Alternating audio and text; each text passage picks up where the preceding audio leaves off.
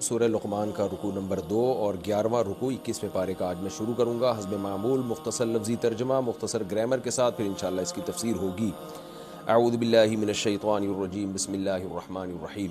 وَإِذْ قَالَ لُقْمَانُ لِابْنِهِ، اس وقت کو یاد کرو جب لقمان نے کہا، لِابْنِهِ اصل میں تھا لِابْنِهِ، اپنے بیٹے سے کہا، وَهُوَ يَعِظُهُ، وَهُوَ يَعِظُهُ، اس حال میں کہا کہ وہ اپنے بیٹے کو نصیحت کر رہے تھے۔ یہ جو ہے نا میں نے کہا اس کنڈیشن میں کہا، یہ پورا جملہ ہے نا، واو جو ہے نا بعض دفعہ عطف کے لیے آتا ہے، یعنی جس کو ہم اردو میں انگلش میں کہتے ہیں اینڈ اور اردو میں کہتے ہیں اور بعض دفعہ واو یہ بتانے کے لیے آتی ہے کہ یہ کام جب ہوا تو اس کی کنڈیشن یہ تھی۔ تو لقمان نے اپنے بیٹے سے کہا اس حال میں کہ یعظہ اصل میں تھا یوعظہ، کہ وہ اس کو نصیحت کر رہے تھے۔ واعظ کہتے ہیں نرمی کے ساتھ کسی کو کی خیرخواہی کی بات کرنا۔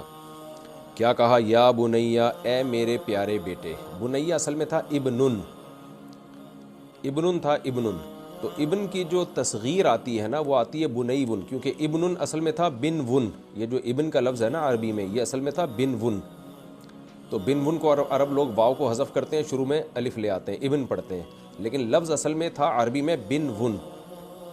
تو بن ون اس کی تصغیر آتی ہے بنی ون۔ میں نے جب شروع میں گرامر کے کچھ لیکچر بتائے تھے تو پڑھائے تھے تو اس میں نے یہ بات تھوڑی سی ایکسپلین کی تھی کہ عربی میں کسی کی تحقیر کے لیے، محبت پیدا کرنے کے لیے نا تو ایسا کرتے کہ صیغے کو فعیلن کے وزن پہ لے آتے ہیں، جیسے جو ہے یہ بنی ون تھا، بن ون تھا، اس کو بنا دیا بنی ون۔ تو بنی ون کا کیا مطلب؟ پیارے بیٹے۔ یہ تحقیر کے لیے بھی آتا ہے، تحقیر کا مطلب کسی کے انسلٹ کرنے کے لیے، کو کم دکھانے کے لیے، اور کبھی محبت کے لیے بھی آتا ہے، جسے ہم اردو میں کہتے ہیں نا بچونگڑے، اس طرح کے ہم جب اردو میں محبت کے الفاظ استعمال کر رہے ہوتے ہیں۔ تو اصل میں تھا یہ بنی ون، جب بنی ون تھا تو پڑھا جاتا ہے بنیون، اور جب یا نسبت کی لگ گئی میرے کی طرف تو بنیا، اصل میں تھا بنی، پھر یا کا مطلب میرے۔ یا بنیا، اے میرے پیارے بیٹے، لا تشرک باللہ، اللہ کے ساتھ شریک مت کرو، ان الشرک، بے شک شرک جو ہے، لا ظلم عظیم، لام تاکید کے لیے بہت بڑا ظلم ہے۔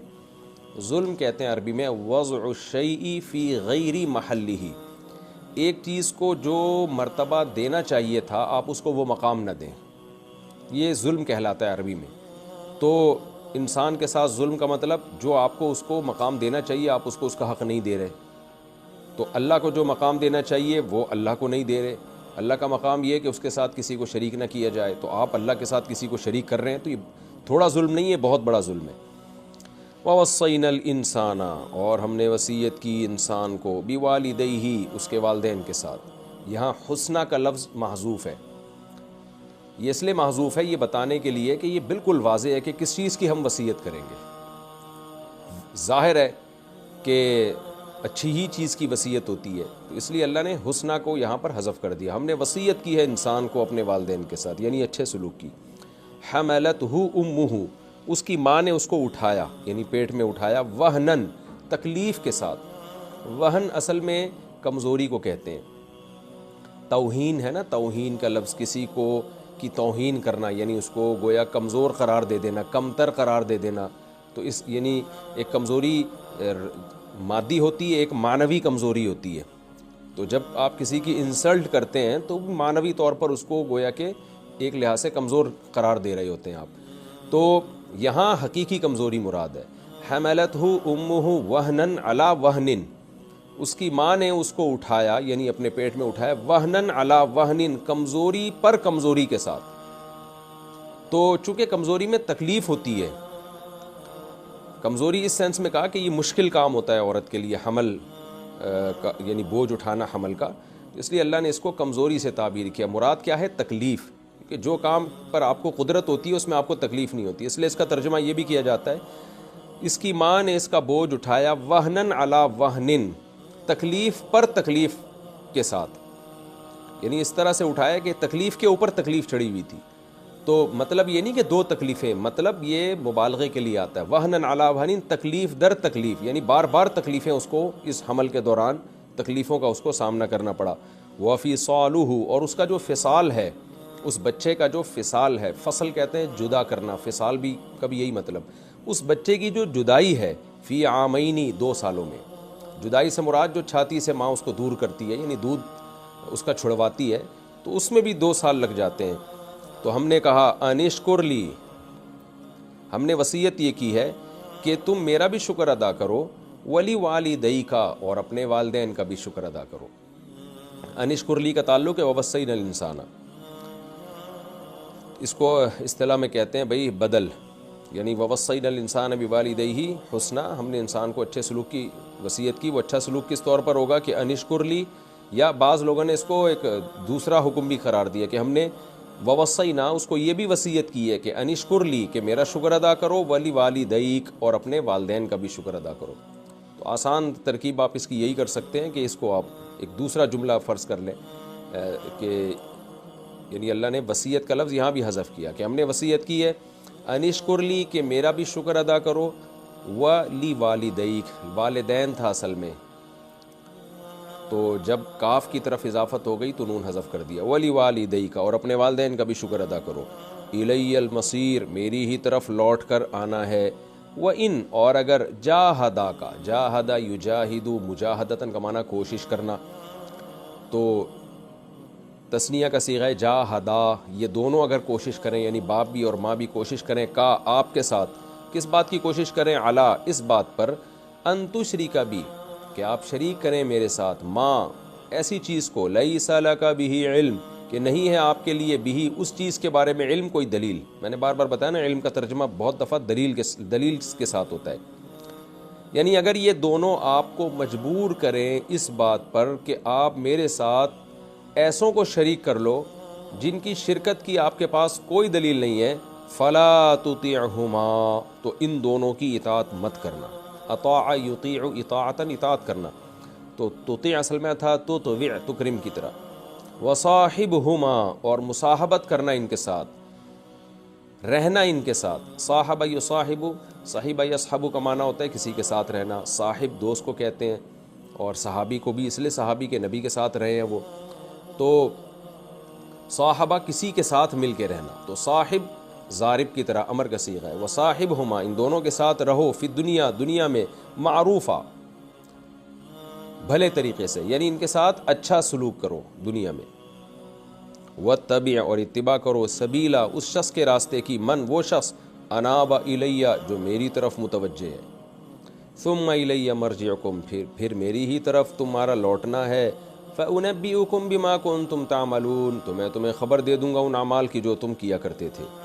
یا بنی، اے میرے پیارے بچے، انہا، بات یہ ہے کہ ان تکو، اگر ہو وہ، تکو اصل میں تھا تکن، تکن، تو نون کو حذف کر دیا، اگر ہو وہ سے کیا مراد ہے، نیکی، نیکی مراد ہے یہاں پہ، بعض دفعہ جو پروناؤن ہے نا وہ یعنی جو ضمیر استعمال ہوتی ہے اس کا مرجع پیچھے ذکر نہیں ہوتا، لیکن اگلے کلام سے پتہ چل جاتا ہے کہ اس سے کیا مراد ہے، تو نیکی یا برائی کوئی بھی، یعنی کوئی بھی عمل، تو ان تکو، اگر ہے وہ، یعنی وہ سے مراد جو تم عمل کر رہے ہو، چاہے نیکی کی صورت میں چاہے برائی کی صورت میں، مثقال حبۃ، ایک دانے کے ثقل کے برابر، ثقل اور مثقال کا ایک ہی معنی بوجھ کو کہتے ہیں، کشش ثقل کہتے ہیں نا گریوٹی کو، کہتے ہیں بڑا ثقیل جملہ کہا ہے آپ نے، بھاری بھرکم، مثقال حبۃ، اگر ایک دانے کے برابر ہو، من خردل، رائی کے، رائی بہت چھوٹا سا دانہ ہوتا ہے، فتکن، پھر ہو وہ نیکی یا برائی، فی صخرۃ، کسی چٹان میں،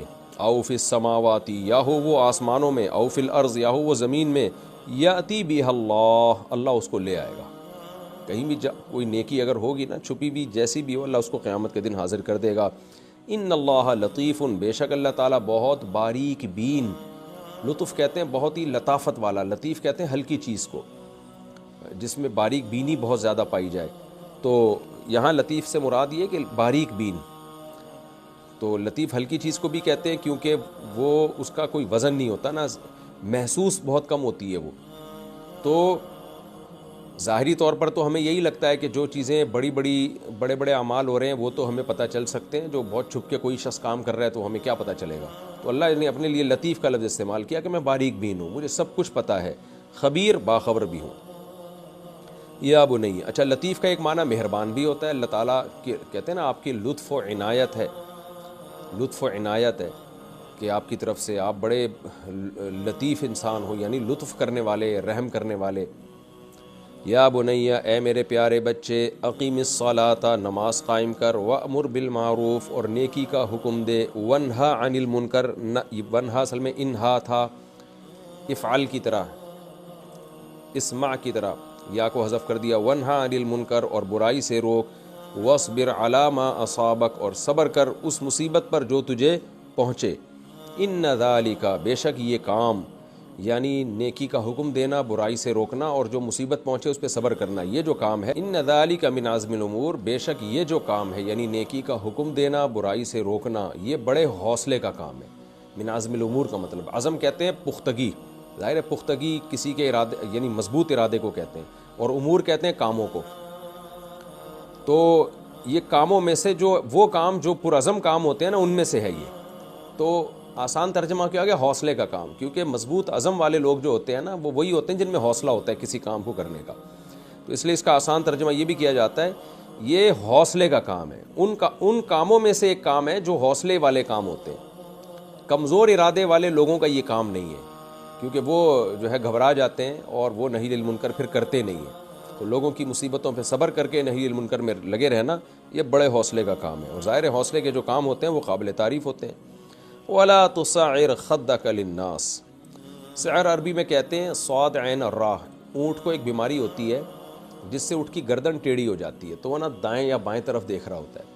تو اسی سے نکلا سعر یسعر تسعیراً، اس کا معنی اپنی گردن ٹیڑھی کرنا. تو یہ لوگوں سے اعراض کرنے کے معنی میں ہے، کیونکہ ہم جب کسی کو اگنور کرتے ہیں تو ہم منہ ادھر کو پھیر لیتے ہیں، اس کو لفٹ ہی نہیں کراتے. تو اس لیے قرآن نے کہا وَلَا تُصَعِّرْ خد، خد کہتے ہیں اپنے رخسار کو، گال کو. وَلَا تُصَعِّرْ خَدَّكَ لِلنَّاسِ، اور اپنے رخسار کو لوگوں سے ہٹا مت، یعنی لوگوں کو اگنور مت کرو، تکبر مت کرو، لوگوں سے منہ مت پھیرو. وَلَا تَمْشِي، اور مت چل تو فی الارض، زمین میں، مرحا، اترا کر.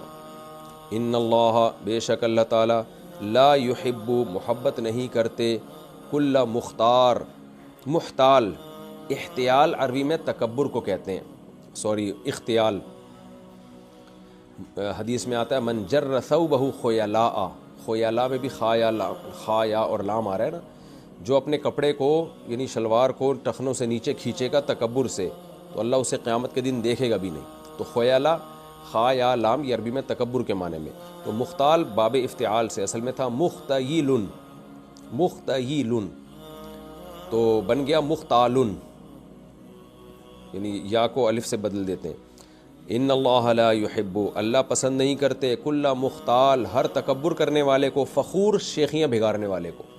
فخور کہتے ہیں فخر کرنے والا، تو یہ مبالغے کا صیغہ ہے. یہاں وہ فخر مراد ہے جو دوسروں کو نیچا دکھانے کے لیے ہو. ایک تو فخر ہوتا ہے شکر کے طور پہ، وہ تو ایک الگ چیز ہے. ایک فخر ہوتا ہے شیخیاں بھگارنا، ہر وقت فخر و نمود کی باتیں کرنا، میں یہ ہوں، میں یہ ہوں. تو فخور اللہ تعالیٰ جو شیخیاں بھگارنے والے لوگ ہیں، جس کو اردو میں شیخی بھگارنا کہتے ہیں، ہر وقت اپنی تعریفیں کرنے والے اور شو بازی کرنے والے، اللہ تکبر کرنے والے اور شیخیاں بھگارنے والے لوگوں کو پسند نہیں کرتے. وَقَصِدْ فِي مَشْيِكَ، مشا یمشی، مشین کا معنی چلنا، قصد یقصدو کا معنی اعتدال پیدا کرنا. اقتصادیات کا لفظ آپ نے عربی اصطلاح میں سنا ہوگا نا، کہتے ہیں نا معیشت میں اقتصاد مطلوب ہے، یعنی معیشت میں بیلنس ہونا چاہیے. ایسا نہ ہو امیر سے امیر تر ہو جائے، غریب کے پاس کھانے کو روٹی بھی نہ ہو، بیلنس ہونا چاہیے. تو اقتصاد اسے کہتے ہیں عربی میں. وَقَصِدْ فِي مَشْيِكَ، اور اپنی چال میں اعتدال پیدا کرو. وَغْضُضْ مِنْ صَوْتِكَ، اور اپنی آواز میں کو نیچا رکھو. غضّ یغض، جب اس کا معنی بصر آئے تو آنکھ جھکانا، اور جب آواز ہو تو آواز کو پست رکھنا. ان انکر الاصوات، صوت کی جمع اصوات، بے شک آوازوں میں سب سے بری آواز، لا صوت الحمیر، وہ گدھے کی آواز ہے. یہ جی ہمارا رکوع لفظی ترجمہ مختصر گرامر کے ساتھ مکمل ہو گیا. اب ہم اس کی تفسیر کی طرف چلتے ہیں. آپ کو پتہ ہے یہ سورہ لقمان ہے، اس میں اللہ نے لقمان علیہ السلام کی نصیحتوں کا تذکرہ کیا. راجح قول کے مطابق لقمان علیہ السلام پیغمبر نہیں تھے، اور بعض روایات کے مطابق داؤد علیہ السلام کے قریب ان کا زمانہ ہے لقمان علیہ السلام کا.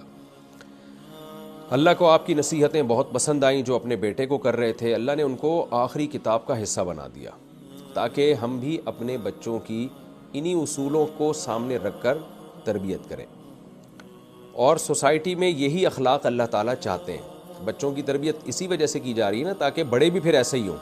بچے ہی ہیں جو کل بڑے ہوں گے, اس لیے بڑوں کو بھی یہ اوصاف اپنے اندر پیدا کرنے کی ضرورت ہے. اس لیے اللہ نے فرمایا وَإِذْ قَالَ لُقْمَانُ لِابْنِهِ, اس وقت کو یاد کرو جب لقمان نے اپنے بیٹے سے کہا وَهُوَ يَعِظُهُ, اس حال میں کہ بیٹے کو نصیحت کر رہے تھے. اس سے پتہ چلا کہ باپ کو چاہیے کبھی کبھار بیٹے کو نصیحتیں کیا کرے, جیسے کہ لقمان علیہ السلام کی عادت تھی. تو ایک دن نصیحتوں کے دوران یہ کہنے لگے یا بنیا, اے میرے پیارے بچے. اس میں ہمیں یہ بھی سبق ملتا ہے کہ نصیحت میٹھے انداز میں ہونی چاہیے, گالم گلوچ مار دھاڑ جیسے آج کل والدین بچوں سے بات ہی ایسے کرتے ہیں جیسے پتہ نہیں یہ کیا ہے, یہ انسان کا بچہ ہے بھی کہ نہیں ہے. الو کے پٹھے اور گدھے اور اس طرح کے ایبیوزو لینگویج استعمال کر رہے ہوتے ہیں, تو بچے بھی پھر یہی اخلاق سیکھتے ہیں. تو مار تو بالکل آخری درجہ ہے, سختی تو بالکل آخری درجہ ہے. اصل درجہ کیا ہے؟ محبت. بچے کو محبت سے سمجھایا جائے, جیسے کہ لقمان علیہ السلام سمجھا رہے ہیں یا بنیا, اے میرے پیارے بچے. بیٹا بھی نہیں کہا میرے بیٹے, بلکہ پیارے بچے. سب سے پہلی بات لا تشرک باللہ, اللہ کے ساتھ کسی کو شریک مت کرو. جو بھی مسلمان ہے نا اپنے بچے کو سب سے پہلے توحید سکھاتا ہے. اس آیت سے ہمیں یہ پتہ چل گیا. سب چیزیں بعد میں, نیوٹن کون تھا, آئنسٹائن کون تھا, قائد اعظم کون تھے, علامہ اقبال کون تھے, ابا کون ہے, اماں کون ہے, سب بعد میں. سب سے پہلے جس نے ہمیں پیدا کیا ہے اس کا انٹروڈکشن, اس کا تعارف. اسی وجہ سے مسلمان اپنے بچوں کو سب سے پہلے لا الہ الا اللہ سکھاتے ہیں. اس لیے لقمان علیہ السلام نے فرمایا لا تشرک باللہ. اگر ہم لوگ اس نصیحت پر عمل کرتے, آج آپ بتائیے کہ کیا ہماری سوسائٹی میں شرک ہوتا؟ جو مزاروں پہ شرک ہو رہے ہیں, دھمال ہو رہے ہیں, سردے ہو رہے ہیں, اگر بچپن سے ہی ہم اپنے سلیبس میں, نصاب میں یہ چیزیں ڈال دیتے. سعودی عرب کے اسکولوں میں پہلی کلاس سے توحید پڑھائی جاتی ہے, پہلی کلاس سے. عرب ملکوں میں ایسا ہی ہے, ان کے اسکولوں کے نصاب میں, لہذا وہاں شرک نہیں ہے. بر صغیر میں اسکولوں کے نصاب میں توحید کا چیپٹر ہے ہی نہیں. تو اس کا رزلٹ آپ دیکھیں کہ, اور توحید بھی ہے تو وہ اتنی مبہم سی بیان کی جاتی ہے, اس میں اس کو ایکسپلین ہی نہیں کیا جاتا. لہذا شرک کر کے بھی لوگ اپنے آپ کو توحید پرست کہہ رہے ہوتے ہیں.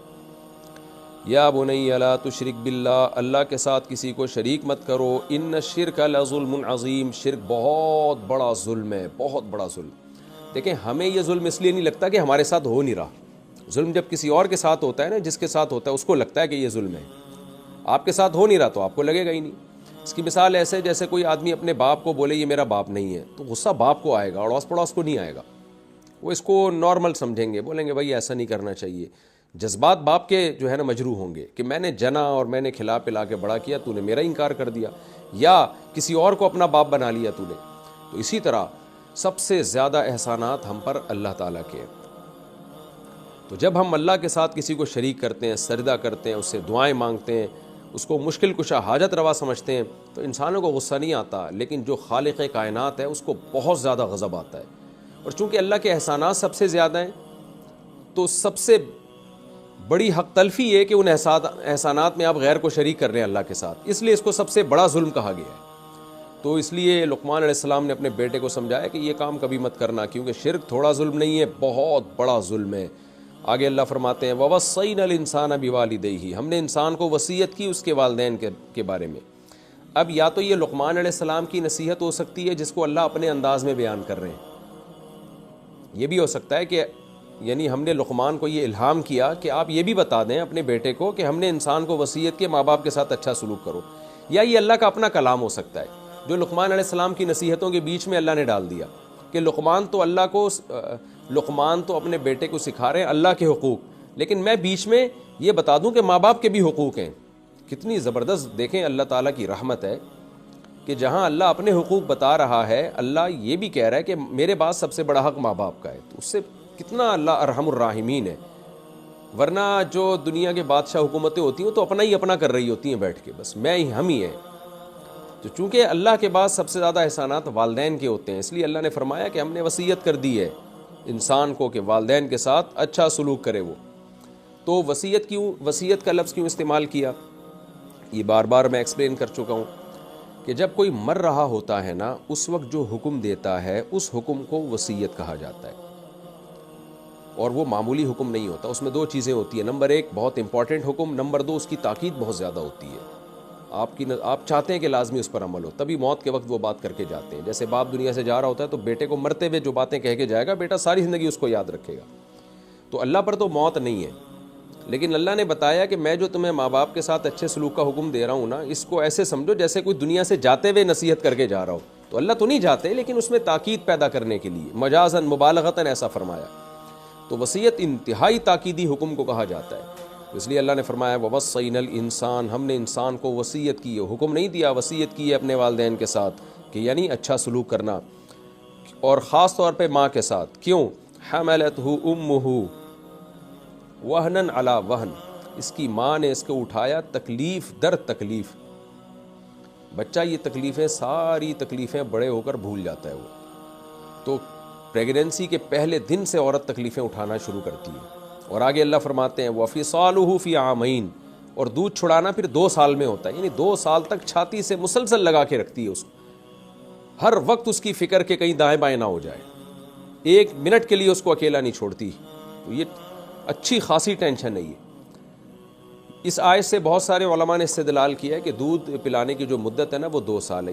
یہ ڈیٹیل، یعنی یہ جو مسئلہ ہے نا 2 سال ہے یا 2.5 سال ہے، اس کو میں سورہ بقرہ کی جو آیتیں گزری تھیں والوالدات یرضعن اولادہن حولین کاملین، اس میں بہت ڈیٹیل سے بتا چکا ہوں، لہذا اصل تو وہی آیت ہے اس بارے میں. لیکن یہاں بھی میں بتا دوں کہ کچھ علماء فقہا کے نزدیک عورت 2.5 سال تک دودھ پلا سکتی ہے بچے کو، اور جمہور کے نزدیک 2 سال تک پلا سکتی ہے. تو جمہور کی دلیل یہ آیت بھی ہے کہ فصالہ فی عامین، کہ 2 سال تک وہ دودھ پلاتی ہے. تو امام حنیفہ قائل ہیں 2.5 سال کے، تو ان کی دلیل میں سورہ بقرہ کی ان آیتوں میں بیان کر چکا ہوں. تو امام صاحب کے علاوہ بھی اور کچھ فقہا ہیں جو چاروں اماموں میں سے تو نہیں لیکن دیگر ائمہ میں سے جو مجتہدین تو اور بھی گزرے تھے، وہ بھی اس کے قائل ہیں کہ 2.5 سال تک عورت دودھ پلا سکتی ہے. تو ان کی دلیل یہ ہے کہ یہ اللہ نے عادت کا ذکر کیا کہ عام طور پہ 2 سال سے زیادہ کوئی نہیں پلاتا. تو عام طور پر ماں جو ہے وہ تکلیف سے بچے کو پیٹ میں رکھتی ہے اور 2 سال تک عام طور پر دودھ پلاتی ہے. تو احسان تو اسی چیز کا بیان کیا جائے گا نا جو نارملی ہو رہا ہے. تو نارملی سب مائیں تقریباً 2 سال تک دودھ پلا رہی ہوتی ہیں. تو امام حنیفہ کے نزدیک اس آیت میں اس کا تذکرہ نہیں ہے کہ اس سے زیادہ پلا سکتی ہے کہ نہیں پلا سکتی. اور وہ جو حدیث ہے لا رضاع بعد الحولین، کہ 2 سال کے بعد رضاعت نہیں ہے، رضاعت دودھ پلانے کو کہتے ہیں. تو امام صاحب کے نزدیک اس حدیث کا مطلب یہ ہے کہ رضاعت کا استحقاق نہیں ہے، یعنی بچہ پھر 2 سال سے زیادہ کا مستحق نہیں ہے. یہی وجہ ہے کہ اگر کوئی ماں 2 سال سے زیادہ بچے کو دودھ پلائے تو وہ اجرت کی مستحق نہیں ہے، یعنی باپ کے ذمے پھر اس کا نان نفقہ نہیں ہے. اس بیس پہ یہ جیسے دائیاں پلا رہی ہوتی ہیں، یا طلاق کے بعد عورت جب بچے کو دودھ پلاتی ہے نا، دودھ پلائی کی اجرت بھی شوہر کو دینی پڑتی ہے بیوی کو، تو وہ 2 سال کے بعد اس میں اجرت نہیں ہے، بچے کا حق نہیں ہے. لیکن جب جائز ہے امام صاحب کے نزدیک 2.5 سال تک پلا سکتی ہے. اور امام ابو حنیفہ کی ایک دلیل یہ بھی ہے کہ 2 سال تک تو قرآن ہمیشہ اجازت دیتا ہے، تو ایسا پاسبل نہیں ہے کہ 2 سال کے بعد اچانک دودھ چھڑا لیا جائے، یہ ممکن نہیں ہے. 2 سال تک تو بھرپور طریقے سے پلا سکتے ہیں، اس کے بعد 6 مہینے کم از کم دودھ چھڑانے کی مدت ہے. لیکن احناف نے فتویٰ اس میں جمہور ہی کے قول پہ دیا ہے احتیاط کے پیش نظر. دونوں طرف دلائل ہیں، فتویٰ اسی پہ دیا جاتا ہے کہ بھئی 1.5 سال کے بعد آپ چھڑوانا شروع کر دیں اور 2 سال کے بعد نہ پلائیں. تو اس میں جو فقہی احکام ہے وہ ایک طرف رہے، لیکن قرآن ابھی یہ بتانا چاہ رہا ہے کہ ماں کا بہت بڑا حق ہے. حملتہ امہ کرہا وہنا علی وہن، کمزوری در کمزوری، تکلیف در تکلیف پہ وہ اپنے بچے کو پیٹ میں اٹھاتی ہے اور پھر 2 سال تک اسے دودھ پلاتی ہے. انشکر لی ولی والدیک، اس لیے اللہ نے فرمایا کہ تو میرا بھی شکر ادا کر اور اپنے والدین کا بھی. میرا بھی کیوں شکر اور اپنے والدین کا بھی؟ دیکھیں یہاں بھی اللہ نے اپنی بات بھی ذکر کر دی کہ یہ جو ماں کی نعمت دی ہے نا، یہ بھی تو میں نے دی ہے، اور باپ کی جو نعمت دی ہے وہ بھی تو میں نے دی ہے. تو اس لیے میرا پہلے شکر ادا کرنا ہے اور اس کے بعد والدین کا. جو ملحد لوگ ہیں، ایتھیس لوگ ہیں، وہ مخلوق کے احسانات تو کسی حد تک مانتے ہیں، آپس میں ریلیشن کو مضبوط کرنے کی باتیں کرتے ہیں، ہوتے ہیں ان کے ریلیشن تو بالکل بھی نہیں ہیں مضبوط، آپس میں باتیں بہرحال کرتے ہیں، انسانیت ہیومن رائٹس. تو یہاں اللہ نے اس نظریے کی جڑ اکھاڑ دی ہے کہ پہلے اللہ کے رائٹس ہیں. اگر تم پر کوئی ایسا انسان احسان کر رہا ہے تو وہ بھی اللہ کی توفیق سے کر رہا ہے، اللہ نے اس کے دل میں رحم کا جذبہ رکھا ہے. ماں اگر اپنے بچے کو ایسا 2 سال کی ٹینشن اٹھاتی ہے اور 9 مہینے پیٹ کی ٹینشن اٹھاتی ہے تو وہ بھی اس کے دل میں اللہ نے جذبہ رکھا ہے، اس کے دل میں اولاد کی خواہش رکھی ہے. تو پہلے احسان اللہ کا ہے جس نے بچے کو ماں کی صورت میں ایک نعمت عطا فرمائی ہے. اس لیے اللہ نے فرمایا پہلے میرا شکر ادا کرو اور پھر اپنے والدین کا بھی شکر ادا کرو. الی المصیر، آنا میری ہی طرف ہے. میرا اور والدین کا شکر اگر ادا نہیں کرو گے تو میں تمہیں اس کا تم سے حساب و کتاب لوں گا۔ آگے اللہ نے فرمایا وَإِن جَاهَدَاكَ عَلَىٰ أَن تُشْرِكَ بِي مَا لَيْسَ لَكَ بِهِ عِلْمٌ، لیکن یاد رکھو کہ اگر وہ تمہیں مجبور کرے اس بات پر کہ تم میرے ساتھ کسی ایسی ذات کو شریک کر لو جس کے شرکت کی تمہارے پاس کوئی دلیل نہیں ہے، ظاہر ہے کسی شریک کی کوئی دلیل نہیں ہے، تو فَلَا تُطِعْهُمَا، تو ان کی بات نہیں ماننی ہے، بات ان کی نہیں ماننی، اچھا سلوک کرنا ہے لیکن یعنی حدیث میں آتا ہے نا لا طاعت لمخلوق فی معصیت الخالق، یہاں تو اللہ نے شرک کا تذکرہ کیا لیکن حدیث سے پتہ چلتا ہے کسی بھی ناجائز کام میں والدین کی بات نہیں مان سکتے آپ۔ ماں بیٹی کو کہتی ہے پردہ نہ کرو، بیٹی پر اطاعت لازم نہیں ہے بلکہ مخالفت لازم ہے۔ باپ بیٹے کو کہتا ہے داڑھی کٹاؤ، بیٹے پر جائز نہیں ہے کہ باپ کے کہنے پہ داڑھی کٹا دے۔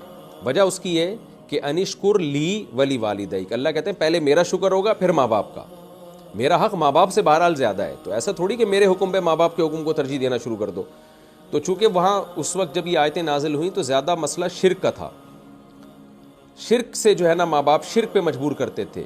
داڑیاں تو سارے عرب رکھا کرتے تھے، پردہ بھی عورتوں میں بہت حد تک رواج تھا بھی، اور جو مسلمان ہو جاتی وہ تو ساری ویسے ہی پردہ کرتی تھی، اس لیے اللہ تعالیٰ نے حکم دیا، اور پردے کے تفصیلی حکام ابھی نازل بھی نہیں ہوئے تھے، اس لیے اللہ نے شرک کو ہائی لائٹ کیا۔ لیکن اصل مقصد یہ ہے کہ کسی بھی نافرمانی میں جو اللہ اور اس کے رسول نے کسی چیز کو ناجائز قرار دیا اس میں والدین کی اطاعت جائز نہیں ہے۔ اللہ نے فرمایا فلا تطعهما، تو شرک کے معاملے میں ان کی اطاعت نہیں کرنی، وصاحبهما فی الدنیا معروف، اور یہ آیت غیر مسلموں کے بارے میں بھی ہے۔ اکثر غیر مسلم اس لیے ہے کہ وہ کہتے ہیں ہمارے ماں باپ غیر مسلم تھے، ہم اگر اپنے باپ دادا کے دین کو چھوڑیں گے تو گویا یہ بے وفائی ہوگی۔ ہندو ہے کیوں؟ کہتا ہے میں اگر اپنے ماں اور باپ کے دین کو چھوڑ دوں تو یہ میں ماں باپ کے ساتھ بے وفائی کر رہا ہوں۔ عیسائی اس لیے وہ کہتا ہے یار میں اگر اپنے ماں اور باپ کے دین کو چھوڑ دوں تو یہ ماں باپ کے ساتھ بے وفائی ہے۔ تو اللہ نے فرمایا نہ، پہلے اللہ ہے بعد میں ماں باپ ہے۔ اس لیے اللہ نے فرمایا کہ شرک کا حکم دینا تو دور کی بات، اگر تمہیں شرک پر مجبور بھی کرے تو ان کی اطاعت نہیں کرنی، لیکن صاحبہما فی الدنیا معروفا، دنیا میں ان کے ساتھ بھلائی کے ساتھ ہی رہنا ہے، سلوک اچھا کرنا ہے، بیمار ہو جائیں تو بیمار پرسی کرنی ہے ان کے ساتھ۔